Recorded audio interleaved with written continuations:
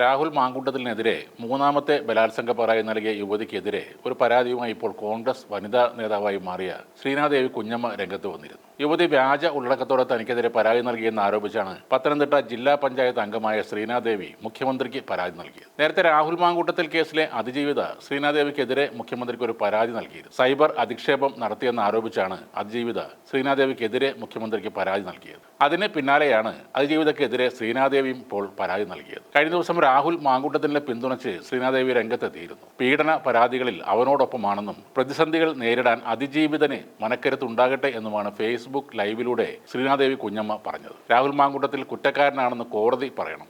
കോടതി പറയുമ്പോഴേ കുറ്റക്കാരനാണെന്ന് നമുക്ക് വിധി എഴുതാൻ പറ്റില്ല. നിയമസഭാ സാമാജികൻ എന്ന നിലയിൽ ഇത് പ്രാധാന്യം കൊടുക്കേണ്ട വാർത്ത തന്നെയാണ്. പക്ഷേ പ്രാധാന്യം കൊടുക്കുമ്പോൾ ഇത്രയധികം കഥകൾ മെനയുമ്പോൾ ഇല്ലാ കഥകൾ മെനയുന്നില്ലെന്ന് റിപ്പോർട്ടർമാർ ശ്രദ്ധിക്കണമെന്നും ശ്രീനാദേവി പറഞ്ഞിരുന്നു. താൻ അതിജീവിതക്കൊപ്പമാണെങ്കിലും വിവാഹിതയായ സ്ത്രീയാണ് അവസാനത്തെ കേസിലും പരാതിക്കാരി. അങ്ങനെ ഒരു വിവാഹബന്ധത്തിൽ നിൽക്കുമ്പോൾ അതിന്റെ പവിത്രത കാത്തു സൂക്ഷിക്കാൻ കഴിയാതെ വരുമ്പോൾ അവർ ഉയർത്തിയ ആക്ഷേപങ്ങൾ പൂർണ്ണമായും ഉൾക്കൊള്ളാൻ കഴിയുന്നില്ല എന്നും ശ്രീനാദേവി ഫേസ്ബുക്ക് ലൈവിൽ പറഞ്ഞിരുന്നു. നേരത്തെ CPI പാർട്ടിയിലായിരിക്കുമ്പോൾ രാഹുലിനെതിരെ ആരോപണം ഉയർന്ന ഘട്ടത്തിലും ശ്രീനാദേവി കുഞ്ഞമ്മ വിവാദമായ പ്രതികരണങ്ങൾ നടത്തിയിരുന്നു. രാഹുൽ മാങ്കൂട്ടത്തിൽ വിഷയത്തിൽ സാങ്കല്പിക ഇരകളെ സൃഷ്ടിക്കാൻ ശ്രമം എന്നായിരുന്നു ശ്രീനാദേവി അന്ന് പറഞ്ഞത്. CPI ജില്ലാ സെക്രട്ടറിക്കെതിരെ അഴിമതി ആരോപണം ഉന്നയിച്ചതോടെയാണ് ശ്രീനാദേവി കുഞ്ഞമ്മ വാർത്തകളിൽ ഇടം പിടിക്കുന്നത്. ജില്ലാ പഞ്ചായത്ത് പള്ളിക്കൽ ഡിവിഷനിൽ നിന്നുള്ള CPI അംഗമായിരുന്നു അവർ. തദ്ദേശ ഇലക്ഷന് 1 മാസം മാത്രം ബാക്കിയുള്ളപ്പോഴാണ് അവർ രാജിവെക്കുന്നത്. കഴിഞ്ഞ CPI ജില്ലാ സമ്മേളനത്തിൽ ശ്രീനാദേവിയെ സമ്മേളന പ്രതിനിധി ആക്കാതിരുന്നത് ശ്രദ്ധിക്കപ്പെട്ടിരുന്നു. അതിന് പിന്നാലെ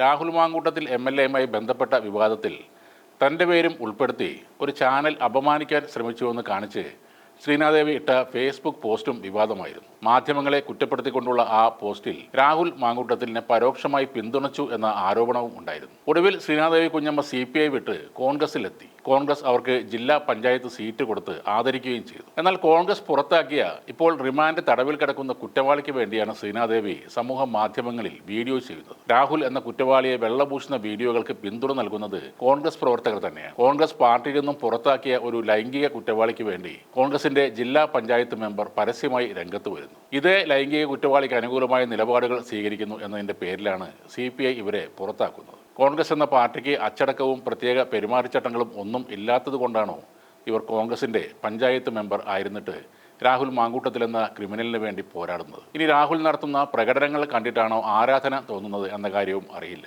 എത്ര റേപ്പ് കേസുകളും അബോർഷനും സാമ്പത്തിക തട്ടിപ്പും വഞ്ചനയും എല്ലാം ഉണ്ടായിട്ടും രാഹുൽ മാങ്കൂട്ടത്തിൽ ഇപ്പോഴും പോലീസിനോട് പറയുന്നത് ഞാനിപ്പോൾ സ്വതന്ത്രനായി നിന്നാലും ഇലക്ഷനിൽ ജയിക്കുമെന്നാണ്. ഞാൻ എന്തൊക്കെ കുറ്റങ്ങൾ ചെയ്താലും എന്നെയൊന്നും നിങ്ങൾക്ക് തൊടാൻ പറ്റില്ല, എനിക്ക് പാർട്ടിയിൽ ഇനിയും സപ്പോർട്ടുണ്ട് എന്ന രാഹുലിൻ്റെ ആത്മവിശ്വാസം കോൺഗ്രസിന് നേരെയുള്ള ഒരു കൊഞ്ഞനം കുത്തലാണ്. അതിനുമൊക്കെ ഉപരിയായി അത് നമ്മുടെ ജനാധിപത്യത്തോടുള്ള ഒരു വെല്ലുവിളിയുമാണ്.